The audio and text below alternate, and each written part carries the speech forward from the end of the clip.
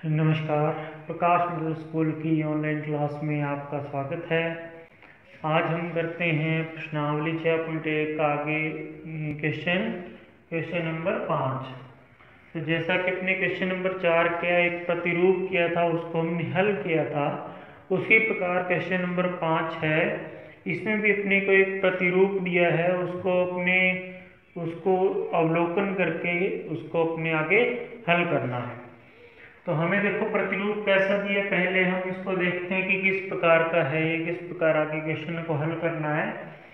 हमें दिया है 11 की स्क्वायर 121। क्वेश्चन नंबर 4 में भी हमें ऐसा ही कुछ दिया था, लेकिन आगे क्वेश्चन में थोड़ा सा चेंज कर दिया। फिर है 101, मतलब बीच में एक जीरो लगा दी, तो इसका हल हो गया। इसका स्क्वायर करेंगे तो हो जाएगा 10201। इसी प्रकार हमने इसमें क्या कर दिया, फिर 10101 लिख दिया क्वेश्चन में, कि जो भी जीरो थी एक बढ़ा दी और एक को भी बढ़ा दिया। 10101 का स्क्वायर करते हैं तो इसने प्रतिरूप दिया है 102030201। मतलब इस प्रकार समझेंगे इसमें कितने एक आ रहे हैं, 3 बार एक। कितनी बार आ रहा है? 3 बार, 1 2 3 बार। तो ये जो संख्या बढ़ेगी जीरो के साथ में बढ़ती जाएगी, 3 तक बढ़ेगी और बाद में वापस कम होना शुरू हो जाएगी। इसी प्रकार हमें देखो यहाँ पे दिया है, तो इसको हल कैसे करेंगे। यहाँ पे बिल्कुल इसी प्रकार का है, लेकिन थोड़ा सा चेंज कर दिया, एक को बढ़ा दिया। तो यहाँ पे है एक कितनी बार है? 4 बार।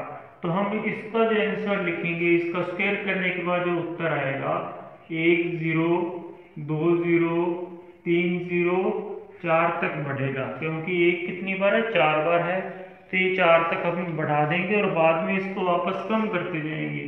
फिर 0 लगा करके 3, 0 लगा करके 2 और 0 1 तक खत्म हो जाएगा। फिर हमें कोई संख्या दे दी, इसका अपने किसका वर्ग करें कि इसका ये आंसर आएगा इसी प्रतिरूप के हिसाब से। यदि हम इसी प्रतिरूप को देखें तो यहाँ पे हम देखते हैं कि 1 0 2 0 3 0 4 0 5 और फिर बाद में कम होना शुरू हो गया। तो कहाँ तक बढ़ा? 5 तक बढ़ा। तो एक कितनी आनी चाहिए? अपने पास 5 बार एक लिखना है। तो यहाँ पे लिखेंगे 1 0 फिर 1 0 फिर 1 0 1 0। कितनी बार? 4 बार हो गए और ये 5 बार। तो यदि हम 5 बार एक लिखें और उनके बीच में 0 होगी तो इसका स्क्वायर करें तो हमारा ये आंसर हो जाएगा। इसी प्रकार आगे वाला प्रतिरूप देखते हैं, क्वेश्चन नंबर 6। ये भी एक प्रतिरूप है, इसको पहले सॉल्व करके दिया है, उसके हिसाब से हम आगे आंसर निकालें जो हमने खाली स्थान दिए हैं। तो यहाँ पे देखो दिया है 1 की स्क्वायर प्लस 2 की स्क्वायर प्लस 2 की स्क्वायर इक्वल टू 3 की स्क्वायर। हम देखें तो आगे वाला देखते हैं कि 2 की स्क्वायर प्लस 3 की स्क्वायर 6 की स्क्वायर। 2 है 3 है, लगातार देखो एक ही क्रम में संख्याएं हैं, पहले 2 है फिर 3 है, ऊपर भी पहले 1 था फिर 2 था।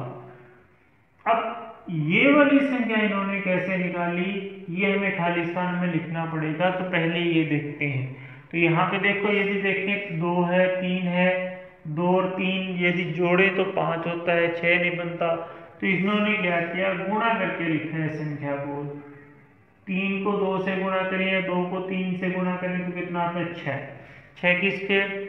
और फिर इसको एक यदि हम तीनों का उत्तर निकालेंगे, स्क्वायर करके प्लस करेंगे तो 7 की स्क्वायर के बराबर आएगा। मतलब 6 है, 6 से 1 अधिक कर दिए, यहाँ पे 7 की स्क्वायर। इसी प्रकार यहाँ पे 1 को 2 से गुणा किया, 2 एकम 2 और 2 से 1 अधिक कर दिए, कितना आ गया? 3 आ गया।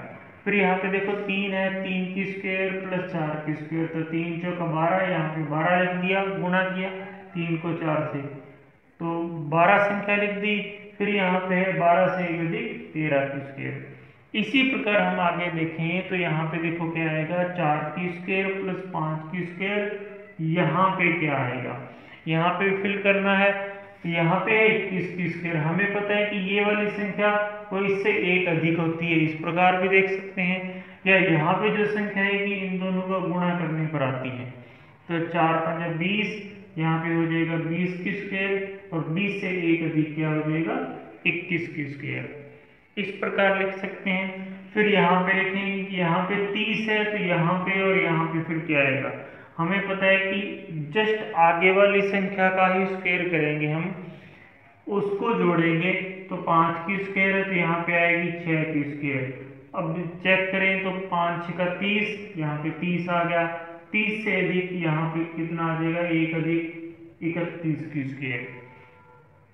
फिर यहाँ पे करते हैं, यहाँ पे 6 और 7 दिया है, तो 6 को 7 से गुणा करेंगे, 6 7 42, 42 की स्क्वायर और 42 से एक अधिक 43 की स्क्वायर। ये इसका आंसर हो जाएगा।